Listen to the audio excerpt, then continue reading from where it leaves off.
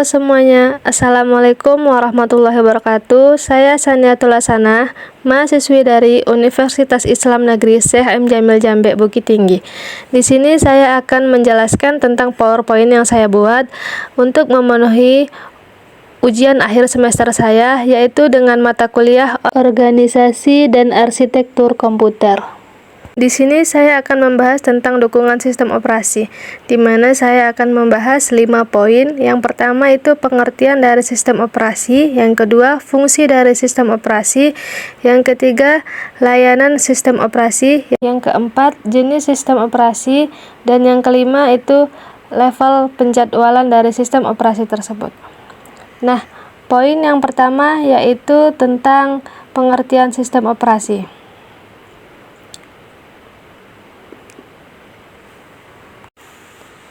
Nah, jadi di sini pengertian dari sistem operasi itu secara umum yaitu sistem operasi ini merupakan sebuah penghubung antara pengguna dari komputer dengan perangkat keras komputer. Sistem operasi ini terletak pada hard disk atau memori komputer yang bertugas mengatur atau memanajemen hardware dan software aplikasi yang ada di dalamnya. Jika diibaratkan sistem operasi ini ruh bagi manusia. Dalam ilmu komputer juga disebutkan bahwa sistem operasi ini bertugas untuk melakukan kontrol dan manajemen terhadap perangkat keras serta operasi dasar sistem, termasuk menjalankan aplikasi seperti program-program, pengolahan kata, desain animasi, dan database dan browser web. Nah, poin yang kedua yaitu fungsi sistem operasi. Fungsi sistem operasi di sini sebenarnya ada banyak, tetapi saya di sini hanya mengambil 4. Yang pertama, fungsi dari sistem operasi yaitu melakukan booting pada komputer. Maksudnya itu, ini merupakan suatu proses menyalakan komputer dan memulai sistem operasi. Sistem operasi ini kan program yang membuat semua aplikasi perangkat lunak dan juga perangkat keras agar bekerja sama sehingga komputer itu siap untuk digunakan. Selanjutnya, fungsi yang kedua yaitu melakukan tugas-tugas dasar komputer. Maksudnya, dia itu mengelola berbagai perangkat preferal, misalnya itu seperti mouse dan juga keyboard. Terus yang ketiga itu ada Resource Manager. Resource Manager ini maksudnya itu pengelolaan sumber daya dan mengalokasikannya. Contohnya itu ada memori, CPU, disk drive, dan juga perangkat lainnya. Dan fungsi yang terakhir yaitu interface atau tatap muka, yaitu sistem operasi ini sebagai perantara antara pengguna dengan perangkat keras dengan menyediakan tampilan kepada pengguna yang lebih mudah dipahami dan bersahabat atau disebut juga dengan user friendly. Terus poin yang ketiga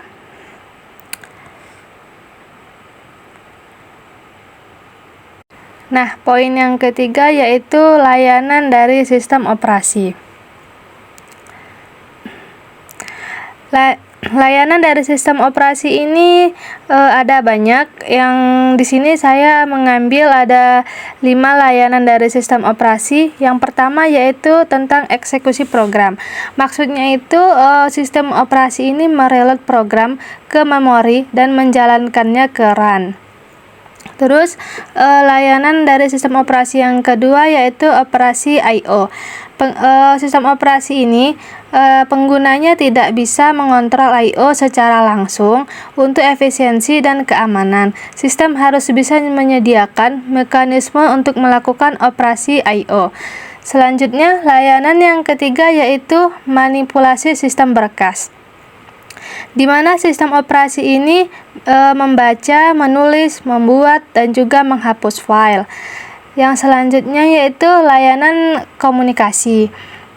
Maksudnya itu sistem operasi itu digunakan sebagai pertukaran informasi, dapat dilaksanakan melalui share memory atau message passing. Dan layanan yang terakhir yaitu deteksi error. Sistem operasi ini mempertahankan kestabilan dengan mendeteksi error pada CPU, perangkat keras memori, I/O, program pengguna, dan jika bisa dia diperbaiki oleh sistem operasi tersebut. Selanjutnya, poin yang keempat yaitu jenis dari sistem operasi. Jenis dari sistem operasi ini ada 4. Nah, yang pertama jenis dari sistem operasi ini ada single user atau single tasking. Single tasking ini merupakan jenis sistem operasi yang hanya dapat menangani satu tugas atau program pada satu waktu dan hanya digunakan oleh satu pengguna pada suatu saat. Jadi jika dia itu memiliki banyak tugas atau program, dia tidak bisa menggunakan jenis sistem operasi yang single user ini atau single tasking ini. Nah, yang kedua itu ada single user multitasking. Single user multitasking ini jenis sistem operasi yang memungkinkan satu pengguna atau user untuk menjalankan beberapa aplikasi secara bersamaan pada satu mesin. Artinya, meskipun sistem operasi hanya mengizinkan satu pengguna yang terdaftar pada saat yang bersamaan, namun pengguna tersebut dapat menjalankan beberapa aplikasi sekaligus dan beralih antara aplikasi tersebut dengan cepat. Jenis dari sistem operasi yang ketiga yaitu multi-user atau multitasking. Ini merupakan salah satu jenis sistem operasi yang memungkinkan banyak pengguna untuk menggunakan sumber daya sistem secara bersamaan dan mengeksekusi beberapa tugas atau proses secara bersamaan. Jadi, pada jenis sistem operasi ini, setiap pengguna nanti akan memiliki akun dan hak akses yang berbeda sesuai dengan peran dan tanggung jawab mereka. Selanjutnya, jenis sistem operasi yang keempat atau yang terakhir yaitu real time atau sistem operasi.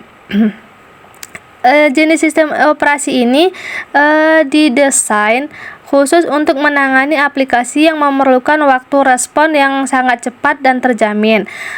Sistem operasi ini atau real time operasi ini dia itu dibagi menjadi 2 lagi, yaitu hard real time dan soft real time.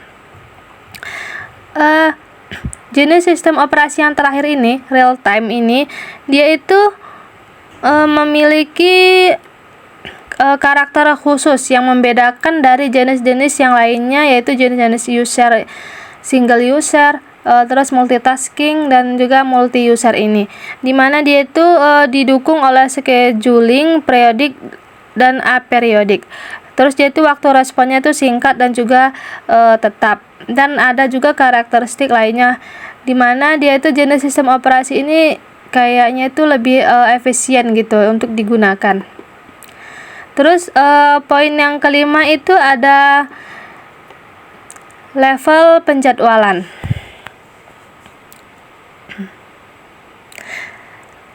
Level penjadwalan di sini ada 3, yaitu yang pertama itu ada penjadwalan jangka pendek atau short term scheduler.